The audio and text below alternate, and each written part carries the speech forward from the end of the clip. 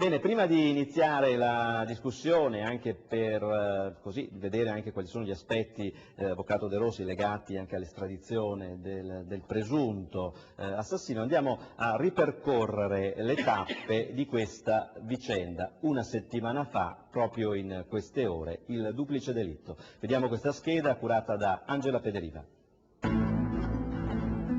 È la sera di martedì 24 febbraio, quando in un appartamento al secondo piano del condominio Alfa di via Cal Morganella a Castagnole di Paese si consuma un'orrenda mattanza. Si tratta di un duplice omicidio di una bambina di 2 anni e della madre, sono state accoltellate alla gola con un coltello. Le vittime sono Elisabetta Leder, 35 anni, operatrice sociosanitaria all'Istituto Menegazzi di Treviso, e Arianna Leder, 20 mesi, nata dalla relazione con Fad Bouichou, 26 anni, marocchino, guida turistica conosciuta dalla donna durante una vacanza.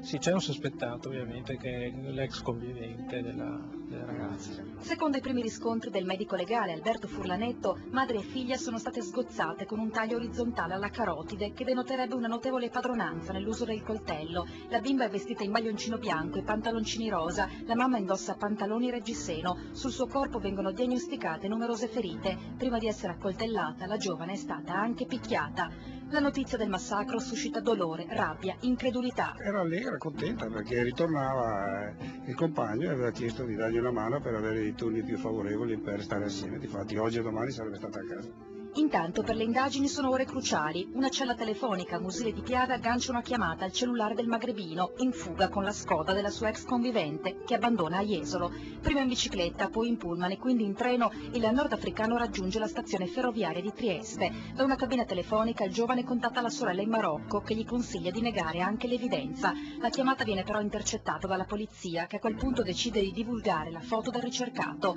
Imponente la caccia all'uomo lungo il confine tra Italia e Slovenia. Dopo 36 ore di latitanza, mentre camminano i pressi di Cosina, il fuggitivo viene bloccato da un agente della polizia slovena.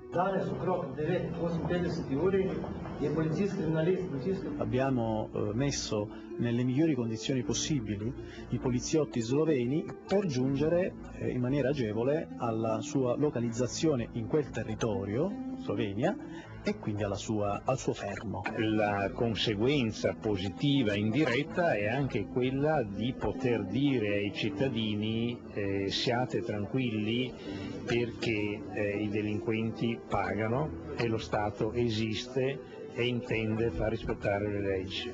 Nel frattempo la comunità trevigiana si stringe attorno alla famiglia Leder. Naturalmente la famiglia attraversa un momento particolare, è una tragedia immane, una tragedia familiare. Se fosse provata la sua colpevolezza, allora credo che ci sia una guerra di religione. Annunciando che si costituirà parte civile nel processo a carico dell'assassino, anche la comunità marocchina testimonia il proprio cordoglio. Viviamo questo episodio con grande dramma perché ovviamente questo personaggio non ci rappresenta per niente.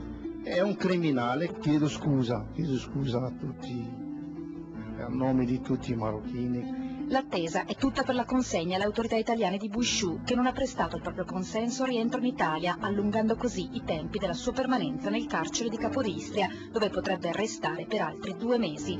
Nella prima messa dopo il massacro, il parroco invita a evitare la vendetta.